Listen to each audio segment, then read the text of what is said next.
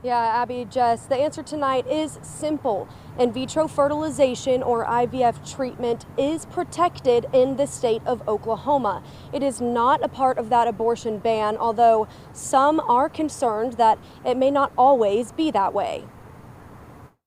Nothing that we do should be construed as abortion. First and foremost, the bill talks about the unborn child, and the definition of an unborn child, according to the bill, has to do with gestation. A reproduction specialist explaining IVF does not have anything to do with gestation, yet patients come in daily with panic in their eyes. We have a lot of concern. We have frantic patients that have been scheduled for in vitro fertilization that are worried about, can I do it? The answer is yes. The Attorney General clarifying in a statement that abortion laws do not apply to IVF treatment. What we do is try to build family, try to help people conceive and create their future. Yet there's fear it may not always be that way. What we've seen in the past is that there are attempts to harm reproduction. In the process, we start harming patients that are not seeking abortion, but are seeking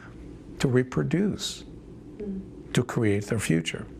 That's wrong. But doctors say they're ready to fight for the right to reproduce and protect the millions of families who face infertility. If anybody tries to interfere with their right to reproduce, they're committing a grave error against humanity. And Dr. Reshef says that as a patient, do not panic. IVF treatment is still a safe, legal, and effective way for families facing infertility to try to conceive.